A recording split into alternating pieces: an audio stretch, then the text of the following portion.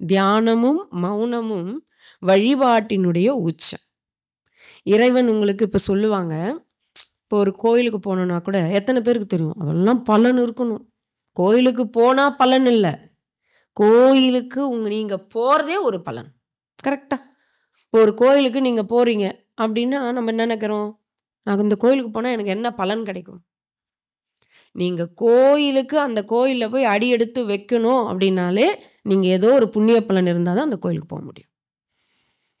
ஒரு குருவினுடைய சன்னிதானத்துக்கு வரணும் அப்படின்னா, நீங்க ஏதோ ஒரு புண்ணிய பலன் இருந்தா தான் அந்த குருவினுடைய சன்னிதானத்துக்கு வர முடியும். ஒரு வழிபாடு செய்யணும், ஒரு விரதம் இருக்கணும். இந்த மாரி எந்த ஒன்று இருந்தாலும், உங்கள் கர்ம பலன் அதை தீர்மானிக்கிறது. அதுல நிறைவு எது தெரியுமா? வழிபாட்டினுடைய உச்சம் எது தெரியுமா? மௌனம். தியானம். தியானமும், மௌனமும் நீங்கள் செய்கிற வழிபாட்டினுடைய உச்சம். நீங்க நல்ல வழிபாடு பண்ணியிருந்தா தான், ஒரு மௌன வாய்ப்பும், தியான வாய்ப்பும் உங்களுக்கு கிடைக்கும். அத ஆனா நல்லா பயன்படுத்திக்கிறது தான் பெரிய விஷயம். நிறைய பேர் அதுல டைவர்ட் ஆகி போயிடுவாங்க. அது என்ன காரணம் என்றால், கர்ம வினை பலனினுடைய அந்த லாபம். ஒரு லாபம் தான் இந்த மாரி ஒரு தொடர்பு. நீங்க என்ன நம்ம கர்ம வினை பலன் நான் சொன்னேன் இல்லையா? பணக்காரர்களா இருக்கிறது, படித்தவர்களாக இருப்பது, அழகுடையவர்களாக இருப்பது, பதவியில இருக்கிறதெல்லாம் ஒரு லாபம். ஆனால், இந்த நிறைவாக சத்சங்க தொடர்பு, இறைவனை வணங்குவது, அதை கடந்து குருவை அடைவது, அடைந்து அவரை சரியாக பற்றிக் கொள்வதுதான் நிறைவான பலன். அப்ப இது எவ்வளவு பெரிய ஒரு பலனை நாம் அடைந்திருக்கிறோம். எத்தனை பேர் பற்றிக்கொண்டு வர இருக்கிறோம். அதில் நிறைவு தியானம் செய்வது. இந்த தியானம் அவ்வளவு ஈஸியா கடவுள் குடுத்துற மாட்டாரு. ஏன்னா தியானம் அவ்வளவு பெரிய விஷயம். சரி, இப்ப நாங்க என்னம்மா தியானம் பண்ணோம், எவ்வளவு கஷ்டப்பட்டோம்னு எங்களுக்கு தான் தெரியும். மிக கடினம் தான். ஏன்னா உட்கார முடியுமா நம்மால? அப்போதான் தூக்கம் வரும். இவ்வளவு நேரம் ஏன்னா ஓடிக்கிட்டே இருந்தோம். இப்ப நம்ம எப்படி இருக்கிறோம்? ஏதாவது ஒண்ணு பண்ணணும். நம்ம எங்கேருந்து வந்தோம்னு சொல்றாங்க? குரங்கிலிருந்து பிறந்தவன் மனிதன். குரங்க கொஞ்ச நேரம் எங்கேயாவது பார்த்துருக்கீங்களா? ஒரு இடத்துல அது சும்மா இருக்காது. ரொம்ப ரேர். அப்படி கூட உட்காந்து நம்மள உருன்னு பார்க்கும். ரொம்ப ரேர். அந்த குரங்குங்கள பாருங்க, இந்த மரத்துல அது ஏன் தாவுதுன்னு அதுக்கே தெரியாது. குடு குடு குடுன்னு ஓடுவார். இந்த அம்மா கூட்டு வச்சு அப்ப பாரு பயமுறுத்தும் அப்படின்னு நினைக்காதீங்க. கலிகாலம் எப்படி இருக்கு? எங்கு பார்த்தாலும் விபத்துகள். Train accident, bus accident, car accident, flight accident, பாலம் இடிஞ்சு விழுந்தது. ஒரு வாரத்துல நமக்கு கேட்கவே கஷ்டமா இருக்கு. எங்க பார்த்தா என்னையா நோய்கள், போரு, அது இல்லாம தற்கொலை, இது பத்தாதுன்னு குடும்பத்துல கொடுமை, டொமஸ்டிக் வயலன்ஸ். அது என்ன வயலன்ஸ்ல டொமஸ்டிக் வயலன்ஸ்ன்னு தெரியல. இல்ல எதுவும் பாடம் கத்துக்க போறது இல்ல. என்னையா எத்துன்னு போறன்னு தெரியல.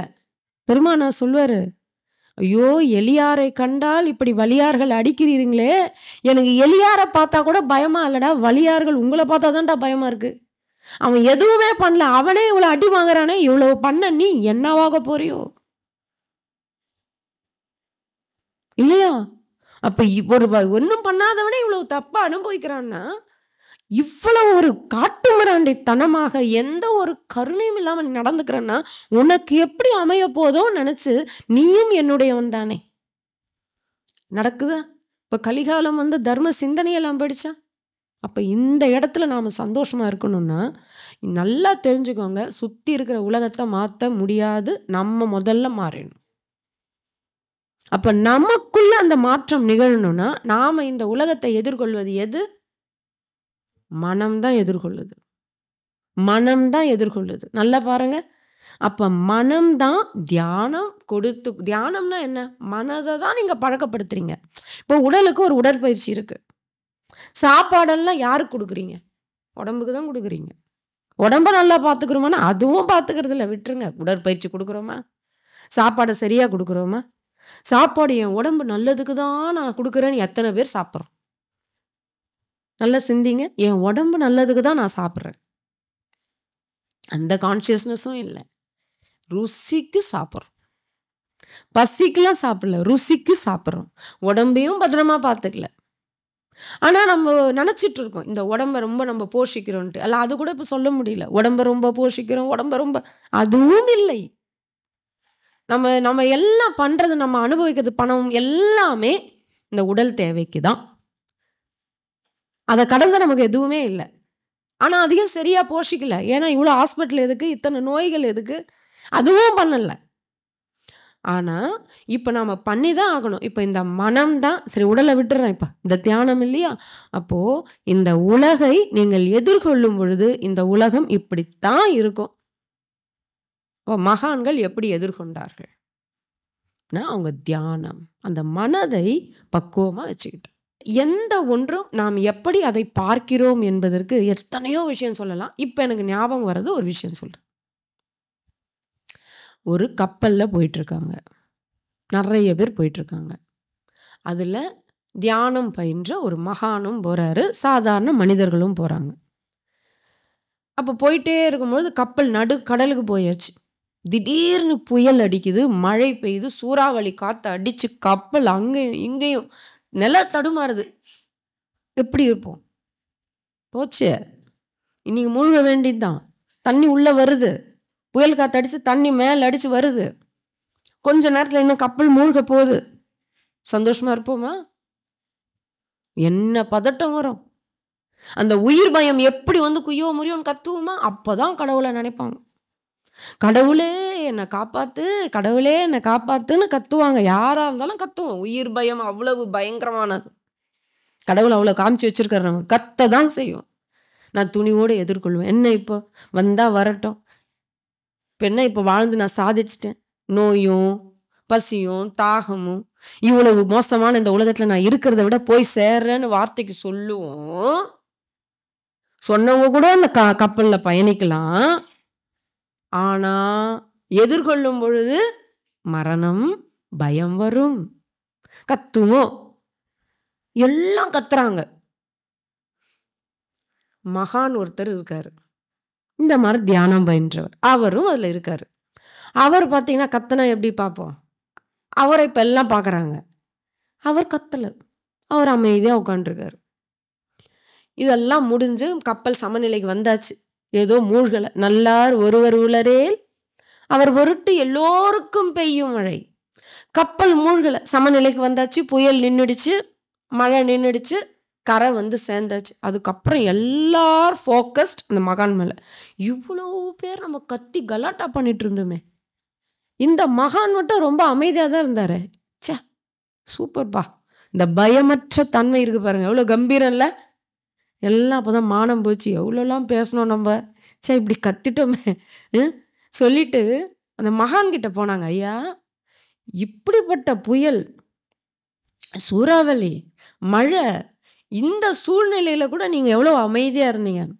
அவர் சொன்ன வார்த்தை. தியானம் என்ன கொடுக்கும்? பக்தி என்ன கொடுக்கும்? நம்பிக்கை என்ன குடுக்கும்? அவர் சொன்னாரு, இது பெரிய புரிதல். இது ஒரு விஷயம் கிடையாது. உங்க லைஃப்ல என்னென்ன விஷயங்கள் வந்தாலும் இந்த ஒண்ணு எடுத்துக்கோங்க. அவர் சொன்னாரு, எல்லாம் வல்ல பரம்பொருளுக்கு இந்த கப்பல்ல பயணம் செய்ய வச்சது அவன் தானே. என்ன பிறக்க வச்சது அவன் தானே. நான் பிறந்த பொழுது என் தாயின் வயிற்றில் எனக்கு தொப்புள் கொடி வழியாக உணவு கொடுத்தது அவன் தானே. ஏதாவது எனக்கு தெரியுமா? எப்படி இந்த விந்து நாதம் இணைந்து இந்த குழந்தை எதுவும் நான் கேட்டு என்னை யாரும் படைக்கல.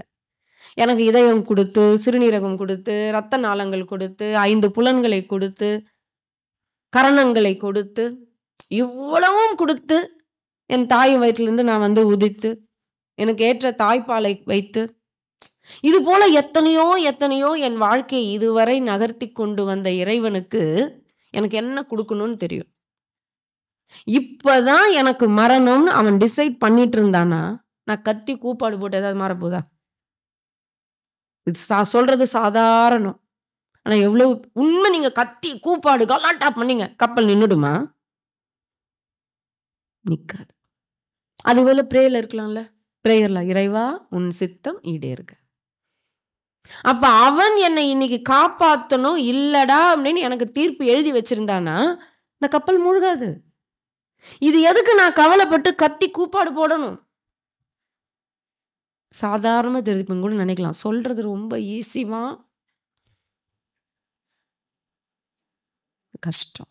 ஆனாலும் ஒரு மன திடம் வரும். இந்த இடத்துல வருதோ இல்லையோ, இவ்வளோ பெரிய விஷயத்துல. இவ்வளவு பெரிய மரண பயத்தில் வருகிறதோ இல்லையோ, ஆனால் ஒவ்வொரு சின்ன சின்ன விஷயத்தில் கூட நீங்க இறைவன் இருக்கான். தொடர்ந்து அம்மா அவர்களின் பதிவுகளை பெற இந்த யூடியூப் சேனலை சப்ஸ்கிரைப் செய்யவும். மேலும் விவரங்களுக்கும் அம்மா அவர்களின் நேரடி மற்றும் இணைய வழி வகுப்புகளில் கலந்து கொள்ள தொலைபேசி எண்ணை தொடர்பு கொள்ளவும்.